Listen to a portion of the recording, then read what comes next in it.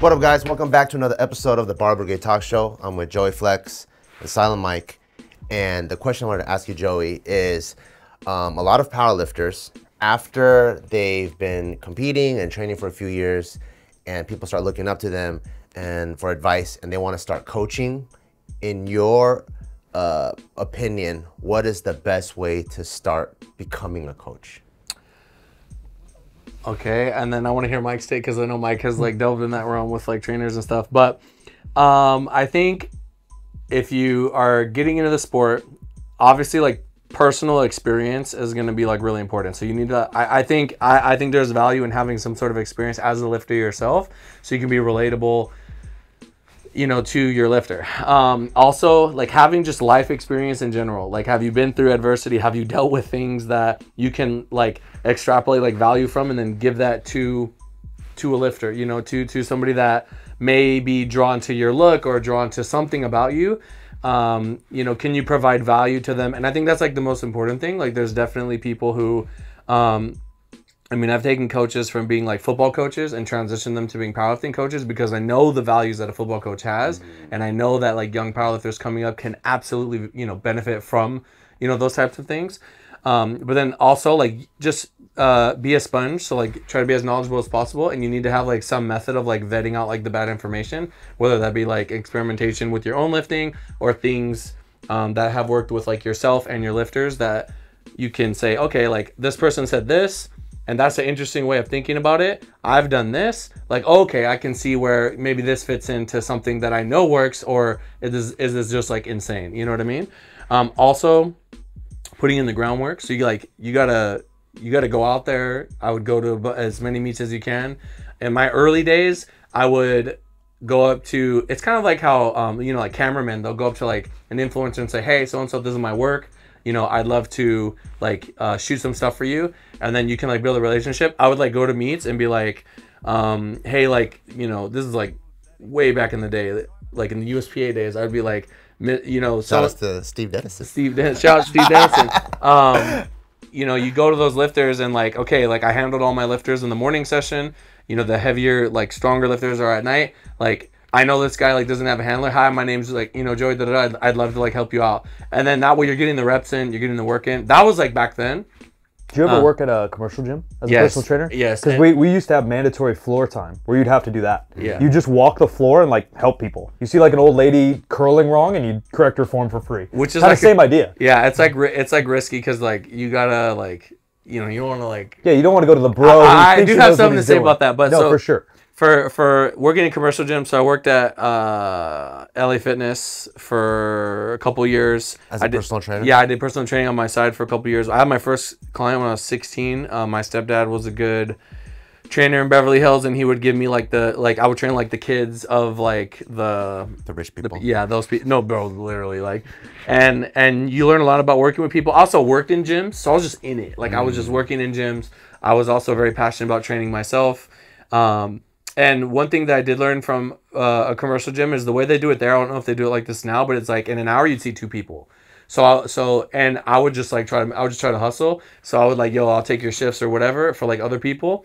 And then I would have like days where I was literally working. Like if I had like a 10-hour day, like 5 hours, I would see like all those, you know, that's like tons of people, right? And then you gotta learn how to. You have to like be able to communicate with different types of people, right? I'm gonna have like a young guy who like really strong wants to work out, and then I'm gonna have like a lady who just got off of work who just needs to exercise, you know, or like maybe has bad knees or something. So, you know, that being like super adaptable, like in that regard, and you know, being available for them is a thing. And then I transitioned to just doing it on my own, and then the internet happened, and then I just transitioned to just like exclusively, you know, coaching, and everything kind of happened like on its own. Like I wasn't like Do you coach only competitive powerlifters? Pretty much now, yeah. I mean, that's it. I mean, I have some guy actually, there's a guy, Mark. I don't know if you remember Mark. He used to come to Barbell like 10 years ago, and he's still Westside Mark? Yeah, I guess. He wears Westside all the time? He used to, I think so. Oh, okay. But tight. he just works like a he has like a corporate job and like trains. He's like one of my few that I have that are like that. But mostly now it's like competitive lifters. I'm very interested in like you know, taking a lifter and trying to get them to the highest level that they can get to. But I mean, I'll ask you, Mike, what do you think about trainers? And this happens a lot with, like, let's say I have a girl that I'm working with, girls especially, and like I'm not there physically, it's like digital. They will constantly be like, there's like the gym bros will like just like think that because she's a girl, like I know more than you and I can tell you how to lift. Yeah. When she may not, you know what I mean? I Like, saw your eyebrow when I talked about the commercial floor time. Yeah. That was not something I necessarily agree with, but that's how you had to learn how to sell. Yeah. I even now, and I think I'm a pretty high level coach. I've done it for 15 years. I don't give a single, and I own my own gym. Everyone in my gym knows me. I don't give a single word of advice unless someone comes to me. Yeah. Because I don't know what their coach is doing. And even still, I have a lot of young lifters and they'll come to me. And I always first preface say, hey, check with your coach. But what I would do is look at X, Y, Z. I would never say like, yo, your chest is too low. And I say, check with your coach. Or your coach sucks. Yeah. Like, what an idiot. I always just say, check with the coach. Or I would say, these are things that I would look at. I might move my heels in, blah, blah, blah. Ask your coach about it. Give it a go. Because you never want to overstep. And if they do have a good coach, which there's so many good and so many bad out, the coach may have an overarching plan. Yeah. So maybe the coach wants him to move his heel in 3 degrees, but he wants to do it slow. And he doesn't want to do it now because the kid has a meet in 3 weeks, or I don't know the game plan. So I give my little piece, check with your fucking coach, scratch off my liability, and kind of move on. I think I did also learn, like there's an etiquette when you're dealing with like the other trainers in the gym, right? I'll never forget, there was this one time when there was a trainer who had like, it was like an older lady and she was doing things on like a balance ball with weight. And I was like watching it and I was like, yo, that's crazy. And then I waited till after. She doesn't even know. And I go to him and I'm like, hey man, I don't know. Like, Are you trying to kill her? Yeah. How is that still a thing? There's a dude on the Sacramento like 10 Kings. years ago, yeah. Yeah, but even still, Sacramento Kings, Francisco Garcia, fucking, I don't know what year, but probably 06, 07, 08. He broke his wrist doing a dumbbell press on a yoga ball. A pro dude's getting paid $10 million to play basketball a year. I've seen them do some stuff and I'm just like, I don't know, man. I don't know. Like, what's the reward? Is the risk worth that? Does a trainer actually like work out? It's That's another thing. So like, you know how they make fun of the personal trainers that don't have a six-pack but trying to get someone to have a six-pack? In powerlifting, do you think it's important to have a coach that at least totaled what you aspire to total or has a big total for their weight class? I definitely, so first off, I think some of the best coaches, and I think this goes for everything, they didn't have it easy, so they had to look for the answers harder. Does that make sense? Yeah. So like maybe they're not genetically Like gifted. find a white guy that knows how to dunk. There you go. How did you get there? Yeah, what, otherwise Michael Jordan would be the best coach of all time, Exactly, right? exactly. Yeah. So there are some people who they didn't have the physical ability out the gate, so they had to like find their answers, and that made them more like have more of a sort of a understanding how things work type of mind. There's a lot of different things that go into being a coach, versus like somebody who like, I don't know, I've just always been good and I've done it this way and I can't really explain it to you. You know what I mean? So Russ would be a horrible coach. No. I think actually Russ might be a decent. First time I ever saw him I don't think squat, he would want to. He was like repping 495 for no reason. I do think some of that's interesting, though. I have 2 questions. One general to bring up, but one just to harp on what you said. Like, I would much rather take a football coach and teach him lifting to become a good football or a good lifting coach than take a good lifter and make him a good lifting coach. Absolutely. Or even a decent lifter. Yeah. Because none of it really makes sense. Like, Because coaching is its own skill set. It's such a different skill set. And it makes no sense to me why people automatically do that. And that's obviously a trend we've seen with the Instagram. You do a bikini show, now you're a bikini coach. You deadlift 600 pounds for the first time, and now you're a deadlift coach. Yeah. Like, all this stuff. I guess my overarching question, though, why do you think, and I think it's mostly powerlifting and bodybuilding, that people want to be coaches so bad? Like, it's so cool. No one's out there like, dude, I don't want think it's that cool. I don't think it's that cool either. It's cooler to be the athlete. But the world thinks so. Like, what? No one's like, dude, I want to be Phil Jackson and write up that play so bad. But everyone's like, oh, online coach, Mike. That's probably what top 5 most questions I've ever been asked. How to become a successful online coach. I think the reason why people want to do it is, like, one, it's like a no barrier entry way for them to make money. Whereas if you were to take that out of it and you would have to go down to like only people who are passionate and to like really want to do it can do it, I think it would be like literally like 20%, 10% of what it is. Cream will rise.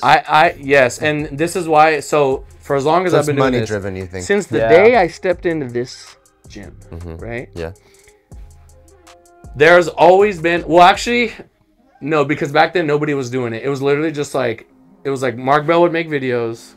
We had Mike T. Remember Mike T? Mike T, but he was quiet, man. Yeah, USAPL wasn't cool. He wasn't. No, I was like, oh, you're natty, like, you know what I mean? Yeah, Chad a little bit later. Chad was like really big. Juggernaut was like crazy. I remember like Johnny Candido dropping Candido one of the first for sure. programs. Candido, yep. He still does, and his programs are actually pretty sound. Yeah, Candido's smart cat. I think Bryce was doing it, but like it wasn't a lot of people doing it. That was quiet too. 3DMJ boys. Yeah, 3DMJ shout out Birdo, still does it. They still do it. Helms. I think they're more associated with bodybuilding. For sure, yeah. but they dabble. Yeah, but they definitely. So like when I started doing it, I was like pretty strong at that era, and I kept like doing it, and I was able to like build momentum through my. There's actually someone just did a documentary on Russ, and there's a little piece on me in there, and they're like, Joey built his name through like his own lifting, and then like producing like these lifters. And it was true. Like my lifting definitely helped me in the early days. I used to post it and I'd get like 300 likes, like you know, like nothing, right? But that was like good back then, you know. And it just, I was always a trainer, and I always like, I literally fell into powerlifting coaching. Like I would be in a commercial gym and I would just be training, and then like randoms would come up to me and ask me questions. Like, holy fuck! And then it started going like, oh, okay, like this is becoming like there's like a demand for this. So like, you know, I'm already training people. Like this is, I'll just, you know, have them do something very specific. Powerlifting, yeah. So, and then I just kind of like fell into it. But now, I would say 50% of the maybe like 40% of any. You just go through like powerlifting hashtag, like find any lifter, click on it. They are probably gonna have coaching in their bio. That's what I mean. It's so great, right? But they never coach. I guess I have another question for you. We're obviously slightly older in this generation here of powerlifters. We're definitely the oldest in the internet game, but we're even in the powerlifting game. The three of us are aged, fine wine. Do you think it's important to get in-person experience as a coach?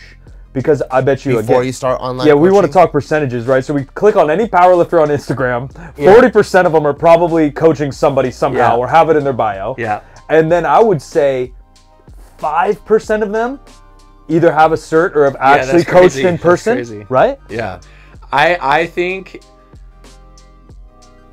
me personally, knowing what I know, I think that is a skill that is very hard to get unless you do it, and it is just going to benefit your lifters like so much. I agree. If you start in person. Yes, starting in person, knowing how to deal with people, knowing how to talk to people. It's weird because to attract lifters is about how you portray yourself.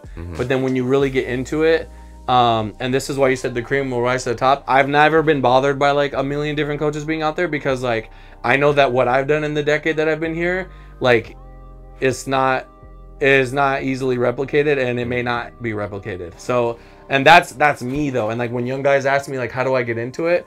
Going back to your first question, it's tough, man. It's tough because you're competing against like you might have a guy who's smart, he speaks well, very eloquently, he presents like you know, abstract constructs in a way that people can like understand, and he sounds like he knows what's up, right? But when it comes to his practical application, it might be shit, and you don't know that.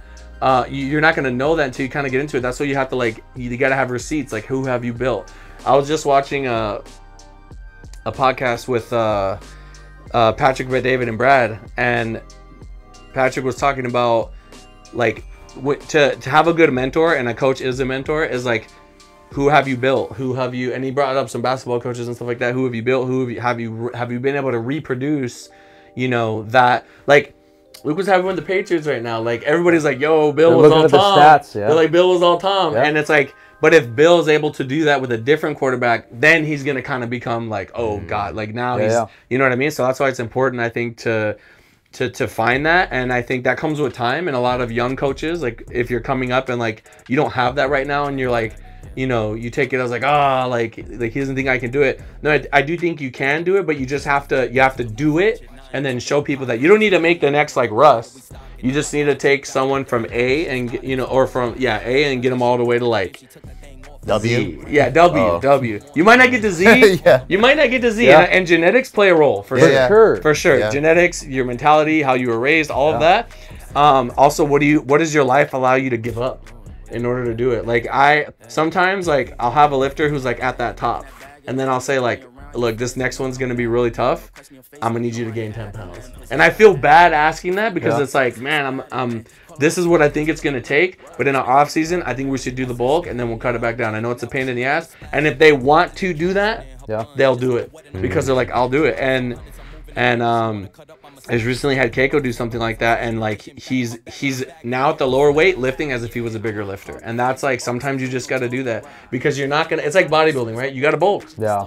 You got You're bulk. gonna tap out eventually. You got to bulk sometimes, and you have to. We're confined to our weight class, you know. Yeah. So you have to operate like there's really only so many ways as like a drug-free person to get stronger, and it's just like you're constantly fixing your body composition, constantly trying to become more efficient within the weight that you have, getting better at your weight cut.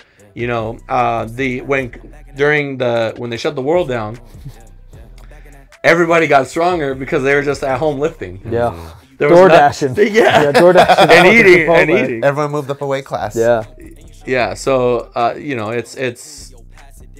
it's one of those things that I definitely noticed, and I was let me tell you, the kids that I have that are in like college, it's tough sometimes. It's tough because they're like, man, I got this final, I got to stay up all night, my training is gonna be nuked. Yeah, they're broke, they're eating ramen. Yeah, that's tough. That's amazing. That's a lot of good gems and insight out there for any of you guys who are looking to get coaching advice to become a coach. It's coming from one of the best coaches in the business.